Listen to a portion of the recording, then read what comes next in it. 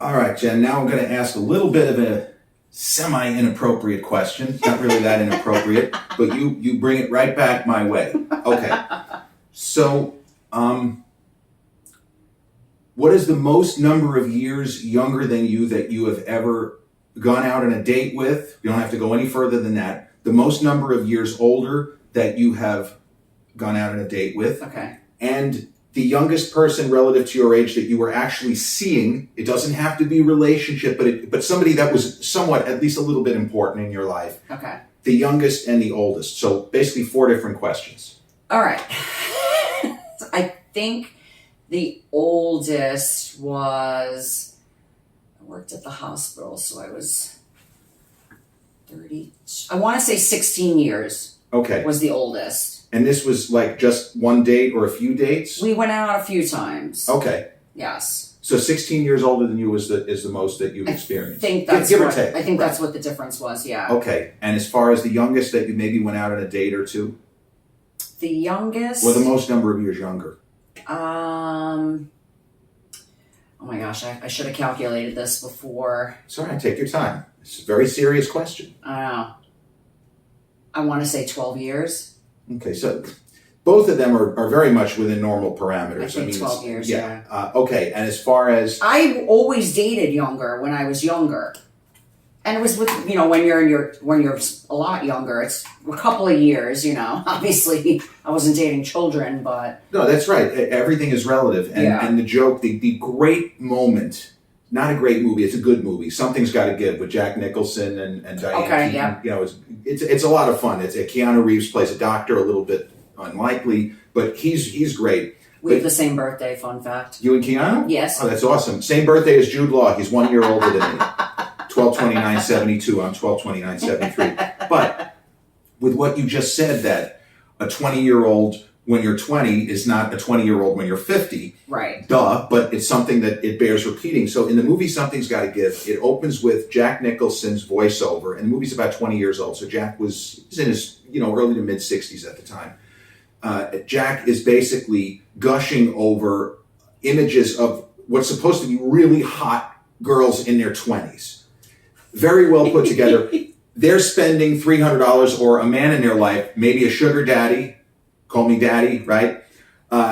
Is spending money on them. The point is that they all look dynamite. They're all put together, and it's just a succession of images. And Jack, in his voiceover, the magic of the younger woman, he's doing his shtick, and then it's like 30 seconds, and it's really a great scene because he's explaining stuff that I know to be true. I understand even back then, I understood what he was coming from. He's basically saying, if you're a young woman of a certain age who looks a certain way, there are doors that are going to be open, and he goes into this stuff, and then he says, I'm something of an expert on a 25-year-old woman because I've been dating them for 40 years.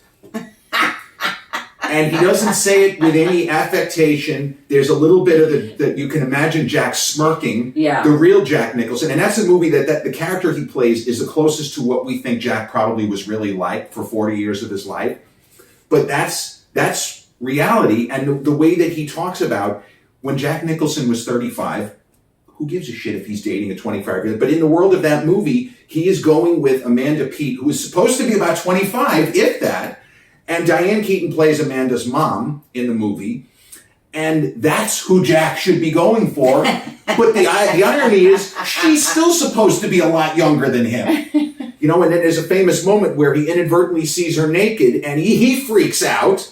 And then he almost has another heart attack. And Keanu, who is his cardiologist, says, I don't understand. What's the big deal that you saw her? Hey, I've never seen a woman that age naked before. What, 50? What the fuck? Oh, Lord have mercy. But yeah, so everything is okay. Yeah, your numbers aren't that weird. No, but you know what the thing, especially I find with us in this fitness world, it's not, you can't always tell how old people are. Absolutely true. Fit people can look younger than they are, and right. The guys, when they start taking gear and stuff, they can look older than they are. So there was a stretch where literally every guy that tried to talk to me, I'm like, let me guess, you're 28. And I was in my 40s. Right. So 28 was the number. For some reason, at that age, they all thought I was cute or whatever. Right. Or just wanted to be with an older woman, which is, it happens a lot, but. Yeah. Okay, well, I'm gonna volunteer. I'm gonna volunteer my information is arguably a lot. It's either a lot better or a lot worse depending on how you look at these things. But the person the most years younger than me,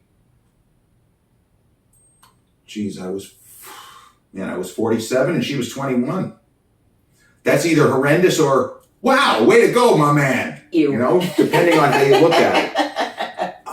But see, the one that's older, there was a woman that I saw. I mentioned it. She was somebody that also lived in Huntington. This is a really long time ago. I was 35, but I was also totally, from a social perspective, I was still backwards. I still had social anxiety disorder. I still had difficulty even asking a girl for her phone number. I was completely effed up. And this woman who was older than me, this was a situation. We were not boyfriend and girlfriend, but we were seeing each other. As I was saying, there's a qualitative difference. That's really the only person that I got all the way with who was older than me. For whatever reason, people in my age bracket have just mentally checked out. Maybe they always see that helpless 12-year-old, even if they didn't know me when I was 12. So I can't take this guy seriously. What, are you fucking kidding me? As far as relationship or near relationship, relationship, the biggest age spread would be, I was I was 45 and she was 24. Okay. And that was a real relationship, and that was long term also. Still talk to her. She's fantastic. She's a doctor. I don't make any apologies for that at all. None. I'm okay with it.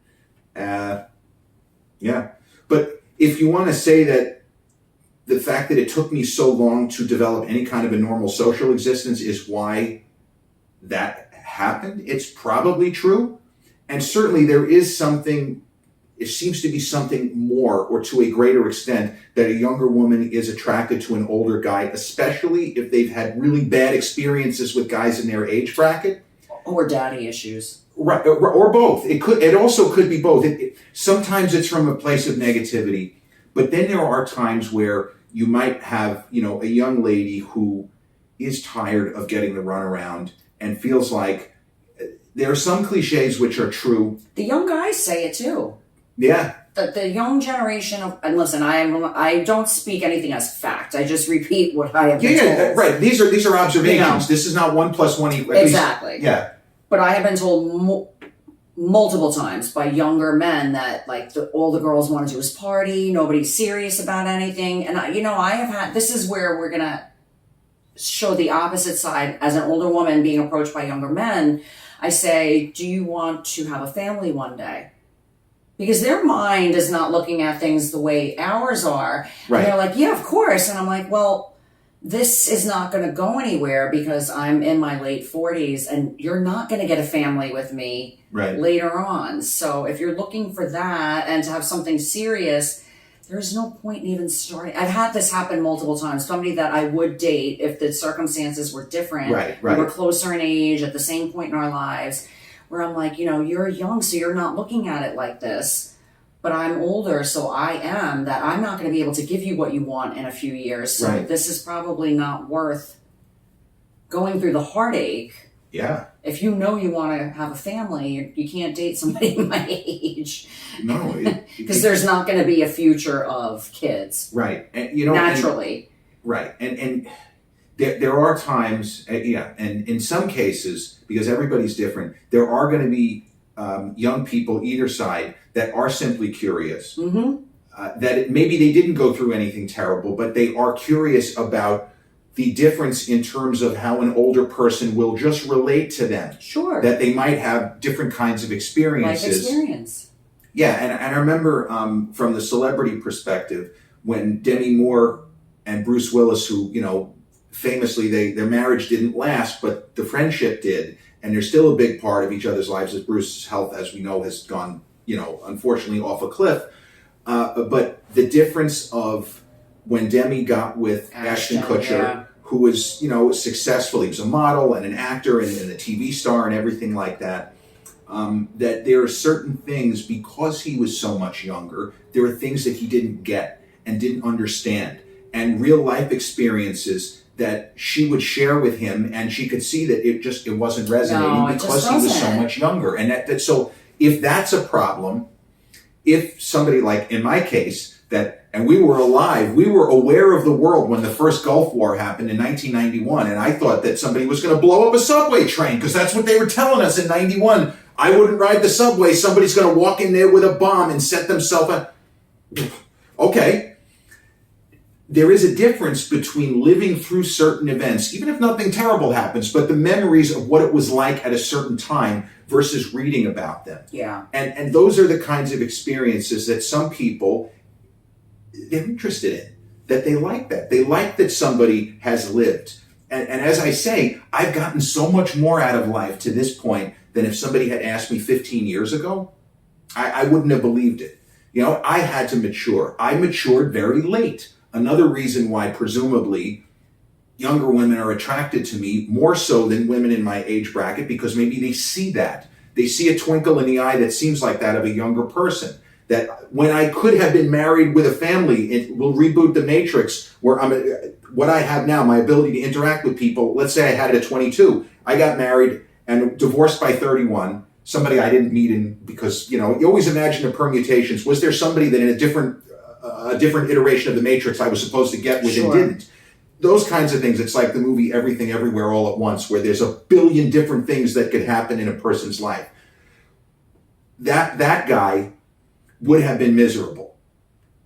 He probably would have been miserable, but he would have lived a lot before turning 35, as opposed to this guy who has lived a lot after turning 35. And I did not go down the path of getting married young, having a family. Hey, and there's nothing wrong with that. If you've achieved professional success and you're happy, that's great.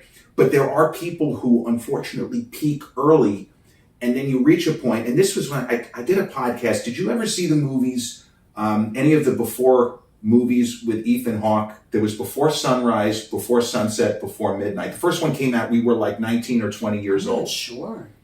So basically, the reason why these movies are important are because the characters are our age. They would be our age now, and that's kind of the point. So they meet in France when they're about 19 or 20 years old. The first movie came out in 1995. It's 29 years old. I did an episode on it because I couldn't believe the movie was that old, the first one. But the idea is that Ethan Hawke meets Julie Delpy, a successful French actress, but in the movie they're just characters. They meet and they spend a day and night together. And it's still a time where there's no social media, there's very few cell phones, and when one person lives in France and the other one goes to New York University, for example, it's not so easy to stay in touch. Yeah. So these people, we are led to believe, are supposed to be more than just one day and one night. And the movie ends with them planning to see each other again, but it seems very haphazard. You say, well, that's not going to happen. So let's say that doesn't happen.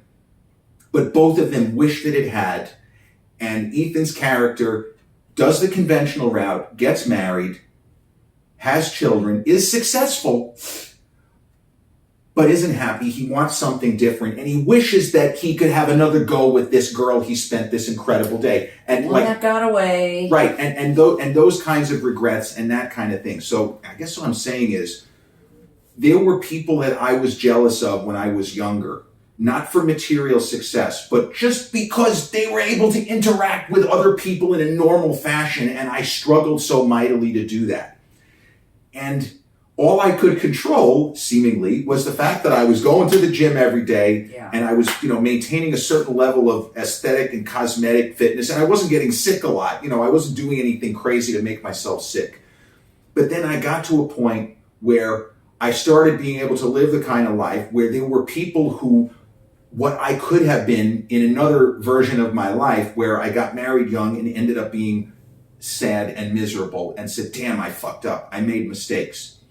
So however we get to the point we are, and however I got to the point I am now, everything feels like it happened for a reason and for a purpose. Like, you didn't get married, fall in love, get divorced for nothing. It may have felt like that. You fucked up, or you wasted your time. He was an asshole. But it made you who you are today. And I'm super close with his sister, so she's like a sister to me. So did I meet him Right. to find her? Right. And so you have to kind of take positive out of and, situations where and if I may say, my ex-wife is my sometimes. financial advisor, and I may not have been able to get this done without her. So there's no regret. There were regrets maybe of individual actions and moments that got away, but that's part of life. That's the other thing. It's why it's important, Gen Y, Gen Z, and even some Gen Xers, younger Gen Xers. It is important to always be aware and understand that there is going to be a final time for everything. And this is something that is very sad, but as somebody who recently turned 50, it is true. And the more you're able to log memories that you can always have and say, this might be the last time I see my father, my mother, my grandfather. The last time I walked into Bev's gym, I did not think that was going to be the last time. Now, it didn't have to be. I chose not to go back. Nobody said, Jerry, you're not allowed to come back. But even something like that, 27 years I went to that place. It's a long time. It's a long time for anybody. I was 18 when I started going there. I remember my last workout. I didn't know it was going to be my last workout, but I remember it. But I remember the last Yankee game I went to with my dad. The last Yankee game I watched with him. These are things that I remember. And as I got older, I started to become aware of the importance of not just taking everything lightly and taking things seriously and trying to have as many new and interesting experiences. I was such a fuddy-dud for so long that I don't want to do anything. I was the kind of guy, I'm 30-something, I'm living alone, I'm living in my father's house. I have some friends, I have no girlfriend, nothing. Jerry, you want to go out? There's going to be a lot of hot girls. No, I got to wake up for the gym tomorrow. Every day?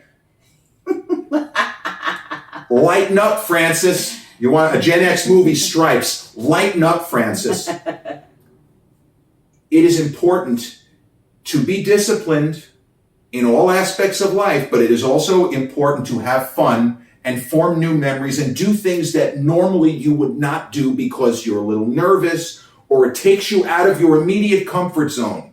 This is something I spent a lot of time thinking about. Me at age 50, hell, me at age 45, 46, 47, 48, 49, did a lot of things that I never would have done as a younger person because I was wrong. You have to stretch. You have to try new things. A lot of young bodybuilders, it's just, listen, it's good. Like he said, it's good to have that dedication. You have to... Now, you have to have a life. But if somebody's making money and making a professional living, I'm not talking. I'm speaking right. It's the hobby. I'm saying in a general sense. And there are people that I know from Bev's who were able to do both. It's so difficult to have a thriving profession, like my dad being a CPA, for example. Like a crazy version of the Matrix, where my dad was a CPA, but also somehow was in the fitness field and was able to do both. But for many people, no matter how big they get from a guy's perspective, they're not going to be able to earn a living from that. Earn the kind of living that will support a home, et cetera, et cetera. Sure. So if it's not your life, it is not your livelihood, it's okay to do something else. You know, in the case of this Sam Sulek, he's eating Wendy's, he's eating McDonald's, so he just is 3% body fat because he's so young and the genetics and whatever drugs and all that kind of stuff. Right. But in general, I guess the quote is, eat the damn chocolate cake, you know? Eat, enjoy yourself. We only got one go-round. We're not guaranteed any other time. Yeah. So do something outside the box. Go to the axe throwing range, you know? Go zip lining. Now, I would never go zip lining. No. I'm too much of a fraidy cat for that. But if it's something that you want to do and it's safe, do it. You know, form new memories, do things that are outside the box for you, take risks, not life-defying and, oh my God, maybe I'll die, but do things that make you uncomfortable because you might like them. And I have found that to be absolutely true. So maybe my future is in axe throwing. I don't know. I can still see that one time where you nailed it right in the middle. You're like, boom, boom, boom, right in there. That's great. Okay, so again, on a lighter note, are there any TV shows that you recently gotten into, or any movies that you've seen for the first time that really struck you? Or because with this, I've been watching different movies. I haven't seen any TV. I know there's a lot of great TV out there. I have been trying to make a concerted effort to watch one movie a week. Okay. Because I'm a commitment phobe when it comes to movies. I got the phone in front of me. I'm not paying attention. I wind up rewinding a few times. There's been, I don't know that there were any that were that exciting that I would write home about. I've binge watched quite a few series. Okay. I'm into like a lot of the Spanish series that are dubbed into English. Oh, you know what's what? Harlan Coben has a lot of stuff. Yeah, it's good. I guess they're novels that then are made into miniseries and stuff. Right. So I watched a lot of his stuff. The one I'm watching now, it's not Harlan Coben, but it's called The Traitors, and it's on Peacock. Yeah, right. There's a lot of different reality show personas that are on it. I just finished the first season. Okay. Something that just caught my eye, and they are competing basically. There are people in the group that are traitors, and the masses don't know who the traitors are, and it's like a process of elimination, and it's kind of fun. Again, it's like fluffy. It's nothing too crazy. Yeah. So this year, unlike other years, I actually have seen a number of like the big movies that are up for the Oscars, and I haven't seen Barbie. I know there was a lot of controversy because I know I need to watch that. Now it is a movie that it's not. I won't say that it's polarizing because most critics liked it, and in general, audiences have liked it. Otherwise, it wouldn't have made so much damn money. Like they did something unexpected. Because I remember when it was announced, I didn't understand I thought Barbie was 1980. You know what I mean? Like I thought this is not a character. But what they apparently did was they had fun with the fact that there's no need for that version of Barbie or that version of Ken, and they did something totally out of the box. My best friend said it's like very girl power. She loved it. Right.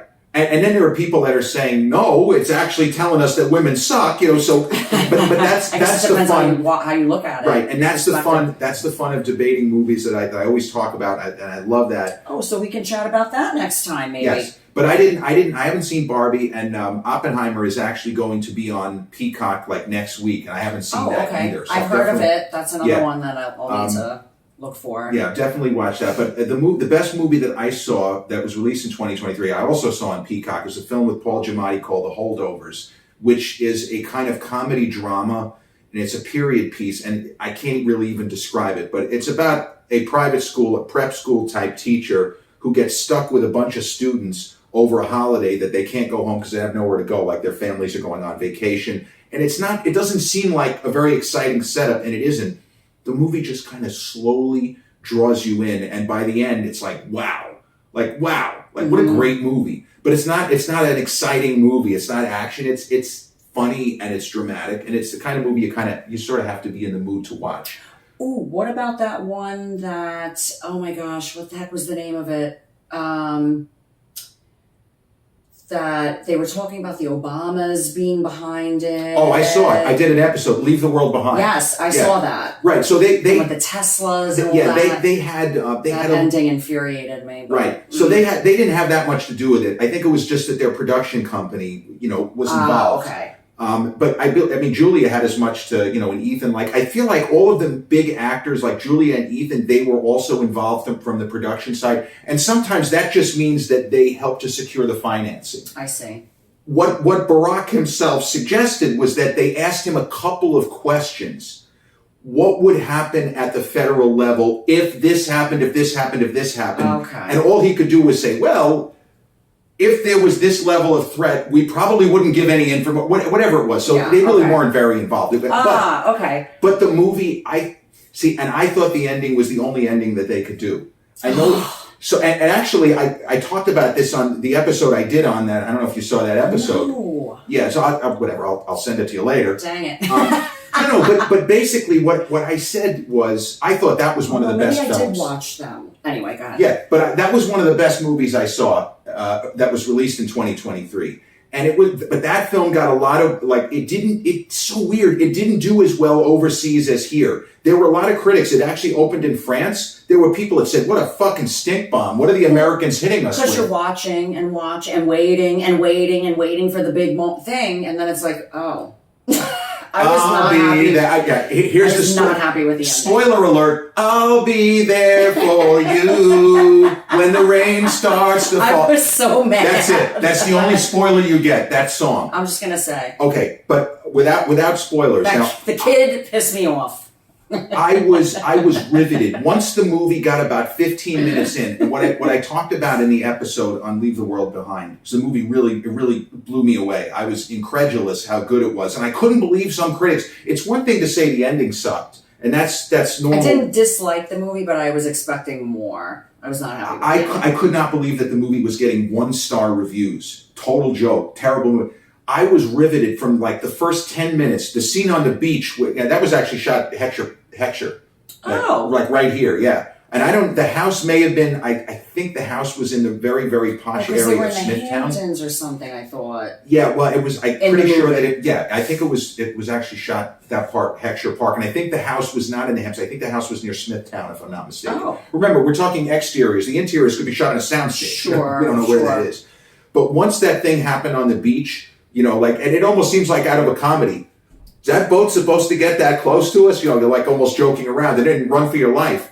Uh-huh. The way the movie built the suspense with the music and how there's multiple lines of action going on at once. Yeah. You have Ethan Hawke and the lady on the road yelling at him, and Julia doing her thing, right? And then Mahershala Ali's character stumbling into something. There were so many things in that movie that I thought were great.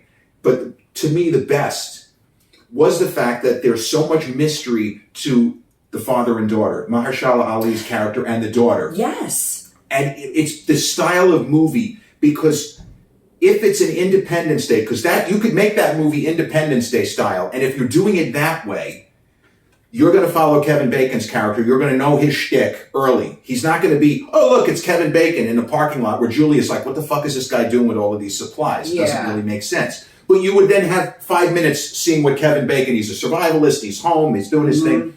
Then you see Julie and Ethan. But then you would know early in the movie that Mahershala Ali's character is a financial guy who knows a guy in the Department of Defense.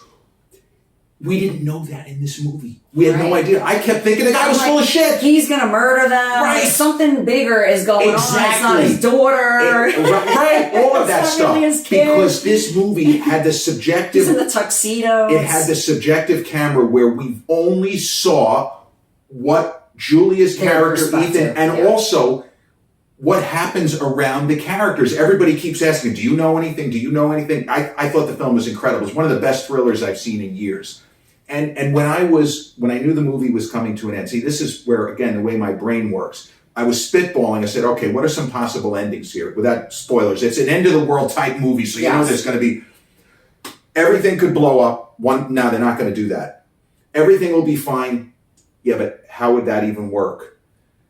Some kind of a compromise between the world's over, everything's going to be fine. Because there was a movie 15 years ago, if you remember, Cloverfield. Yes. Okay. I do remember. That was in a city setting, though. A New York City, and it gets attacked by a Godzilla-style monster. Yeah. And it's a found footage movie. And that movie really fucks with you. But as Leave the World Behind was coming to the conclusion,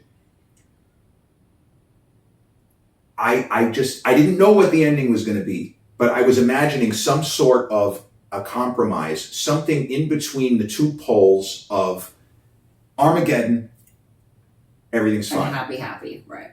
And without giving it away, what the movie came up with worked, because if you you were paying attention, for me, it's what the film was building towards. It literally is building towards that. Specifically because that character was obsessed with that for the Particular whole thing, yeah. movie. And so, of course, a neurodivergent child, as she was very clearly a neurodivergent child, that's really all she cared about. Not that she didn't want her parents to die. She didn't want her brother to die or anybody to die. But she had a one-track mind. Yeah. And as much as parents can try to redirect their autism spectrum children, you're not going to be able to get them off a position. If somebody wants to watch the last episode, I have not seen the last episode of 24 season 6, and I'm going to fucking see it. Now, here's the interesting thing, though. Again, without going into spoilers, the filmmaker who did Oppenheimer, Christopher Nolan, he did the Batman trilogy. He is a genius. He's a phenomenal filmmaker. About 2 months ago, he said something about the need to continue to produce physical media, like Blu-ray, like DVD. And I remember when I first read it, I'm thinking, well, he's not an old fogey. He's not that kind of guy that, and I didn't understand why it seemed so important to him. It didn't make sense to me. Oh. That movie And then that movie answered the question. And Nolan made a joke. He talked about the problem is the evil streaming services, and he was being facetious. He said, the evil streaming services control what you can watch. If there's no physical media, and he said, they're not going to say you're not allowed to watch Christopher Nolan's Batman trilogy, like no service is going to carry it. He said, but just the fact that it's possible is why I will always support Blu-ray, why I will always support physical media. And it's not something that I would have thought about. And I know as a younger person in film school, the professors, every one of them, they didn't agree on a lot. But one thing they all said, you're excused. Sorry. It's all right. The importance of showing us movies with the film cans, that this is what it was shot on. This is the actual print here. But why can't we just watch a Laserdisc? You're missing the point. You need to have respect for it. And physical media, although a Blu-ray is not 16 film cans, it is the closest that we have. And yes, ultimately, you can make the argument that the entire movie, Leave the World Behind, is Christopher Nolan's argument that we need to keep making Blu-rays. You can easily make that case. And generator power, remember with Hurricane Sandy, how generators were like the greatest thing. Because sometimes shit happens, the power goes out, but if you have a generator and you have physical media, fuck everyone else. You could still live the life of Riley. You could still have a working freezer, multiple working TVs and lights as long as you have enough gas. And the Will Smith movie, I Am Legend, same thing. That was long before streamers. And Will's character has unlimited gas, unlimited generator power, and he is living large. It's the same kind of thing, you know? And it's not something that I would have thought about except for reading Nolan's comment and getting stuck on the idea of him saying the phrase evil streaming services. I kept coming back, what the fuck does that mean? Yeah, what is he getting at? And then at the end of Leave the World Behind, it was almost like they asked Christopher Nolan for his opinion. He's probably the guy who came up with that ending. yeah, we'll really stick it to Netflix. Fuck him. You know? But before I close, and I want to once again thank my lovely co-host today for really bringing it. And, you know, she was excited to come on, and hopefully you've had a good time today and enjoyed yourself. Of course. So me being the film geek, the film scholar, film theoretician, whatever alphabet soup you want, she is a person who, as she says, she has commitment issues when it comes to movies. And there are certain movies that normally would not be on her radar, she normally would not watch. And I am going to give this young lady a homework assignment, several homework assignments for the next time. Yeah, we haven't done this since November was the last time that she was here.